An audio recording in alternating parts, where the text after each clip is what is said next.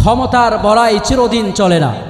ফিরাউনও ক্ষমতাসীন ছিল, সেও ক্ষমতার দাপট দেখিয়েছিল। নমরুদও ক্ষমতাসীন ছিল, সেও ক্ষমতার দাপট দেখিয়েছিল। ফিরাউনকে আল্লাহ রাব্বুল আলামিন পানিতে চুবানি দিয়ে দুনিয়ার জমিন থেকে বিদায় করে দিয়েছেন। নমরুদকে ছোট্ট একটা ন্যাংরা মশা দিয়ে দুনিয়ার জমিন থেকে বিদায় করে দিয়েছেন। আমরাও 5 আগস্ট দেখতে পেলাম বাংলার জমিনের স্বৈরাচারী শাসক শুধুমাত্র বৈষম্য বিরোধী ছাত্র আন্দোলনের মাধ্যম দিয়ে বাংলার জমিন থেকে পদত্যাগ করতে পালিয়ে যেতে বাধ্য হয়েছে। সংগ্রামী সাথী ও বন্ধুগণ, সম্মানিত ভাইরা আমার, বাংলার জমিনে নয়, শুধু গোটা পৃথিবীর জমিনে যেই সমস্ত স্বৈরাচারী শাসক মানুষের ওপর জুলুম আর নির্যাতন করবে, তারা কোনোদিন টিকতে পারে নাই, টিকবেও না, ভবিষ্যতে আশাও করা যায় না। সুতরাং বাংলার জমিনকে, বাংলার জমিনের মুসলমানদেরকে বলবো, বাংলার জমিন এখন উর্বর একটা জমিন। বাংলার জমিনে এখন কে কোন দল করে এটা বড় দেখার বিষয় নয়। সবাই মুসলমান, কাঁধে কাঁধ মিলিয়ে, কে জামাত কে বিএনপি, কে জামাত কে বিএনপি, কে চরমনাই কে হিফাজত কে আওয়ামী লীগ, এটা দেখার বিষয় নাই। বরং সবাই মুসলমান, আল্লাহর জমিনে আল্লাহর দ্বীন বাস্তবায়ন করার জন্য সবাইকে ঐক্যবদ্ধ হয়ে আল্লাহর জমিনে আল্লাহর দ্বীন বাস্তবায়ন করতে হবে। কথা কোন ঠিক কিনা? সম্মানিত ভাইরা আমার, আজকে যদি আমরা এখনো দল মত, আমরা এটাই ভেদাভেদ শুধু করি, আমি অমুক দল করি, আমি অমুক দল করি, এটা নিয়ে যদি পড়ে থাকি, তাহলে বাংলার জমিনে ইসলামী হুকুমত প্রতিষ্ঠিত করা সম্ভব নয়। আমি মনে করি বাংলার জমিনে ইসলামী হুকুমত প্রতিষ্ঠিত করতে গেলে এখনই উত্তম সময়। বাংলার জমিন থেকে এক স্বৈরাচার বিদায় হয়েছে, দ্বিতীয়তে কোনো স্বৈরাচারকে আর সময় সুযোগ করে দেওয়া যাবে না। বাংলার জমিন হবে ইসলামের জমিন, বাংলার জমিন হবে মুসলমানদের জমিন। এই জমিন মুসলমানদের ছিল, মুসলমানদের আছে, মুসলমানদের থাকবে। কোনো দালালদের হাতে বাংলার জমিন ছেড়ে দেওয়া যাবে না। আল্লাহ রাব্বুল আলামিন মুসলমানদেরকে এটাই জানিয়ে দিয়েছেন কুরআনুল কারীমের ভিতরে, আলা লাহুল খালকু ওয়াল আমর, সৃষ্টি যার, আইনও চলবে তার। আল্লাহ রাব্বুল আলামিন এমন একটা কিতাব নাজিল করে দিয়েছেন, যেই কিতাব মানলে পরে আপনি জান্নাতি, না মানলে পরে জাহান্নামী। আল্লাহ রাব্বুল আলামিন পবিত্র কুরআনুল কারীমের ভিতরে জানিয়ে দিলেন, যালিকাল কিতাবু লা রাইবা ফীহি হুদাল লিল মুত্তাকিন। এটা সেই কিতাব যার ভিতরে কোনো সন্দেহ নাই, সন্দেহের অবকাশ মাত্রা নাই। আল্লাহ রাব্বুল আলামিন এই কিতাব কাদের জন্য অবতীর্ণ করলেন? আল্লাহ তাআলা পড়াতে বলেন, হুদাল লিল মুত্তাকিন। এটা মুত্তাকিদের জন্য পথ প্রদর্শক, এটা মুত্তাকিদের জন্য হিদায়াত। জোরে বলেন সুবহানাল্লাহ। আল্লাহ তাআলা এটা মুসলমানদের জন্য এই কিতাবকে অবতীর্ণ করে দিয়েছেন।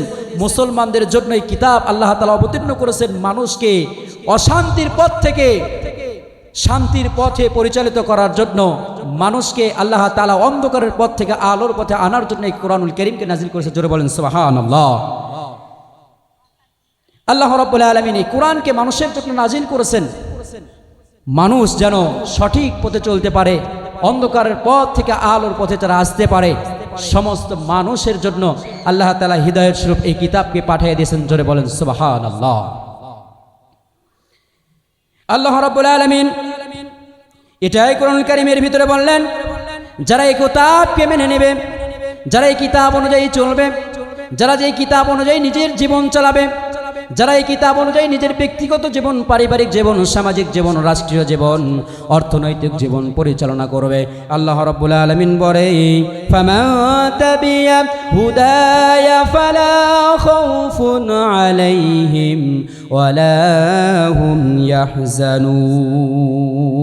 এই কিতাবকে যারা মানবে তাদের কোনো ভয় থাকবে না, তাদের কোনো চিন্তা থাকবে না, তাদের কোনো ক্ষুধা থাকবে না। আল্লাহ রাব্বুল আলামিন জানায় দিলেন, যারা এই কিতাবকে তাদের ব্যক্তিগত জীবনে, সামাজিক জীবনে, পারিবারিক জীবনে, অর্থনৈতিক জীবনে, রাজনৈতিক জীবনে মেনে নেবে, আল্লাহ রাব্বুল আলামিন তাদের কাছ থেকে সমস্ত প্রকার ভয়, সমস্ত প্রকার চিন্তাগুলোকে দূরীভূত করে দেবে। জোরে বলেন সুবহানাল্লাহ। এমন একটা কিতাব আমাদের জন্য আল্লাহ রাব্বুল আলামিন অবতীর্ণ করেছেন, যেই কিতাব মানলে পরে জান্নাতি, যেই কিতাব না মানলে জাহান্নামী। এমন একটা কিতাব আল্লাহ রাব্বুল আলামিন মুসলমানদের জন্য অবতীর্ণ করে দিয়েছেন। এই কিতাবের কিছু অংশ মানবেন আর কিছু অংশ মানবেন না, তা হবে না। বরং আল্লাহ রাব্বুল আলামিন বলে, আফাতুমিনুনা বিবাদিল কিতাবি ওয়া তাকফুরুন বিবাদ। আল্লাহ তাআলা বলে তোমরা এই কিতাবের কিছু মানবা আর কিছু মানবা না, তা হবে না। যেটা মানলে পরে মামলা হবে, যেটা মানলে হামলা হবে, যেটা মানলে পরে জেলখানায় যাওয়া লাগবে, এটা তোমরা মানবা না। বরং যেটা মানলে পরে দাওয়াত পাওয়া যাবে, যেটা মানলে পরে হালুয়া রুটি পাওয়া যাবে, যেটা মানলে পরে জনগণের ভেতরে মিশে থাকা যাবে, এটা মানবা। বরং এটা করা যাবে না, বরং সবগুলো তোমাদেরকে মেনে নিতে হবে। কিছু মানবা কিছু মানবা না, তা হবে না। তোমরা যদি এই কাজগুলো করো, কিছু মানো আর কিছু যদি ছেড়ে দাও, তাহলে কাল কিয়ামতের ময়দানে আল্লাহ রাব্বুল আলামিন তোমাদেরকে কঠিন আযাবের মধ্যে গ্রেফতার করবে। জোরে বলেন নাউযুবিল্লাহ। এই কিতাবকে আল্লাহ রাব্বুল আলামিন কেন অবতীর্ণ করেছেন? আল্লাহ রাব্বুল আলামিন এই কিতাবকে অবতীর্ণ করেছেন গোটা মুসলিম জাতিকে আলোর পথে আনার জন্য।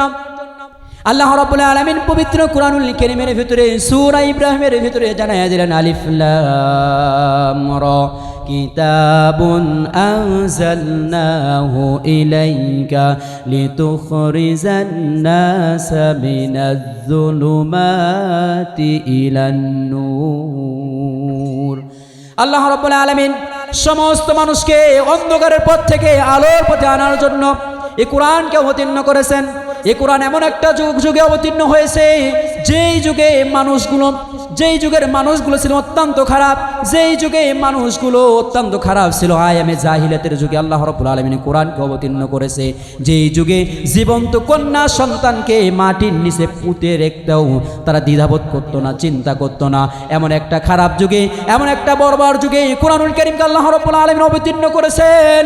সেই যুগের মানুষ কোরআন মানার কারণে, সেই যুগের মানুষ কোরআনকে মানার কারণে, কোরআনকে আগলে রাখার কারণে, কোরআনকে বুকে ধরার কারণে সোনার যুগে তাদের যুগটা পরিণত হয়ে গিয়েছিল। সকল মানুষগুলো সোনার মানুষে পরিণত হয়ে গেছে। জোরে বলেন সুবহানাল্লাহ। আজকেও যারা কোরআন অনুযায়ী নিজের জীবন পরিচালনা করবে, আজকেও যারা কোরআন অনুযায়ী নিজের পারিবারিক জীবন, ব্যক্তিগত জীবন, রাজনৈতিক জীবন, অর্থনৈতিক জীবন পরিচালনা করবে, যদি নিজের জীবন, অর্থনৈতিক জীবন, পারিবারিক জীবন, রাজনৈতিক জীবন, সমস্ত জীবনগুলো যদি কোরআন দিয়ে পরিচালনা করতে পারে, তাহলে গোটা সমাজটা, গোটা দেশটা জান্নাতে পরিণত হয়ে যাবে। জোরে বলেন সুবহানাল্লাহ। যেই যুগে মানুষগুলো নারীকে হরণ করত, যেই যুগে মানুষগুলো মানুষের অধিকার লুণ্ঠন করত, যেই সমাজে মানুষগুলো মানুষের সম্পদগুলো লুটে নিত, এমন একটা যুগে কোরআনুল কারীমকে আল্লাহ তাআলা অবতীর্ণ করে দিলেন। অবতীর্ণ করার পর সকল মানুষ যখন কোরআনের ছায়া তলে চলে আসলো, আসার কারণে প্রত্যেকটা মানুষ সোনায় পরিণত হয়ে গেল। জোরে বলেন সুবহানাল্লাহ। যেই যুগে কন্যা সন্তানকে জীবিত পুঁতে রাখা হতো, সেই যুগে আল্লাহ রাব্বুল আলামিন কোরআন অবতীর্ণ করলেন। বিশ্ব নবী মুহাম্মদ রাসূলুল্লাহ সাল্লাল্লাহু আলাইহি সাল্লাম মসজিদে নববীতে বসা। এমন সময় একজন সাহাবী এসে বিশ্ব নবীজিকে সালাম করলেন, আসসালামু আলাইকুম ইয়া রাসূলুল্লাহ। নবীজি সাল্লাল্লাহু আলাইহি সাল্লাম সালাম গ্রহণ করলেন। গ্রহণ করার পর তাকায়া দেখে সাহাবীর চোখ দিয়ে দরদর করে পানি পড়তেছে। ডাক দিয়ে বললেন, কেন কান্না করো? সাহাবী ডাক দিয়ে বললেন, ইয়া রাসূলুল্লাহ সাল্লাল্লাহু আলাইহি সাল্লাম, আমি কিছুক্ষণ আগে কালিমা গ্রহণ করে মুসলমান হয়ে গেছি।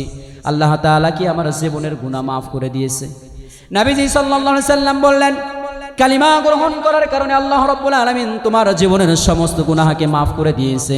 সাহাবী তারপরেও কান্দে, ডাক দিয়ে বলল, ইয়া রাসূলুল্লাহ সাল্লাল্লাহু আলাইহি সাল্লাম, আমি এত বড় গুনাহ করেছি, এত পরিমাণ গুনাহ করেছি, এই গুনাহ হয়তো আল্লাহ রাব্বুল আলামিন মাফ করবে না।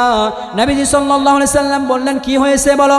দাহিয়াতুল কলবি ডাক দিয়ে বললেন, ইয়া রাসূলুল্লাহ সাল্লাল্লাহু আলাইহি সাল্লাম, আমি আমার নিজ হাতে অনেকগুলো মেয়ে সন্তানকে দুনিয়ার জমিন থেকে জ্যান্ত দাফন করে দিয়েছি।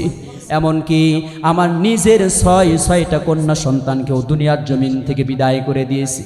ইয়া রাসূলুল্লাহ সাল্লাল্লাহু আলাইহি সাল্লাম, শেষ যেই সন্তানটাকে আমি জীবন্ত দাফন করেছি, এটার ব্যথা আমি আর সহ্য করতে পারি না। ইয়া রাসূলুল্লাহ সাল্লাল্লাহু আলাইহি ওয়াসাল্লাম, শেষে যেই মেয়েটাকে আমি দাফন করে দিয়েছি, এই মেয়েটা অত্যন্ত ভালোবাসতো, অত্যন্ত মহব্বত করতো আমাকে। আমি তাকে বেড়ানোর নাম করে ঘোরানোর উদ্দেশ্যে দুই পাহাড়ের চিপায় নিয়ে গিয়ে গর্ত খনন করতেছিলাম। গর্ত খনন করার সময় যখন মাটিগুলো এসে ধুলাই এসে আমার শরীরে রাখতো। আমার মেয়ে বলতো, বাবা তোমার শরীরে ধুলা লাগতেছে, ময়লা লাগতেছে। আমার মেয়ে ধুলাগুলো ঝেড়ে দিত। ইয়া রাসূলুল্লাহ সাল্লাল্লাহু আলাইহি ওয়াসাল্লাম, আমার মেয়ে এরকম করে আর বলে, আব্বু গর্ত খনন করে কি করবা? মেয়ে তো বোঝে না এটাই তার জন্য শেষ ঠিকানা। আমি মেয়েকে গর্ত খনন করা শেষ করে মেয়েকে আমি গর্তের ভেতরে ফেলে দিলাম। দেওয়ার পর উপর থেকে একটা পাথর চাপা দিলাম। শেষ রক্ত ফিনকি যখন বেরিয়ে আসলো, একটা আওয়াজ বেরিয়ে আসলো, আব্বু আমাকে মারিয়েন না। ইয়া রাসূলুল্লাহ সাল্লাল্লাহু আলাইহি ওয়াসাল্লাম, আমি এই ডাকটা বলতে পারতেছি না, সহ্য করতে পারতেছি না। ইয়া রাসূলুল্লাহ সাল্লাল্লাহু আলাইহি ওয়াসাল্লাম, এত বড় পাষাণ হৃদয় আমি আমার মেয়েকে হত্যা করে ফেলে দিয়েছি। ইয়া রাসূলুল্লাহ সাল্লাল্লাহু আলাইহি সাল্লাম, আমি এই জঘন্যতম কাজ করেছি। নবীজি সাল্লাল্লাহু আলাইহি সাল্লাম চোখ দিয়ে পানি ছেড়ে দিলেন। চোখ দিয়ে পানি পড়তে পড়তে দাড়ি মোবারক ভিজে তার জামায় পানি পড়ল। নবীজি সাল্লাল্লাহু আলাইহি সাল্লাম বললেন, সাহাবী, এরকম নিষ্ঠুর মানুষ কি দুনিয়ায় আছে নিজের সন্তানকে নিজ হাতে ভাবে দাফন করতে পারে? সেই সমাজে কোরআন অবতীর্ণ হয়েছে।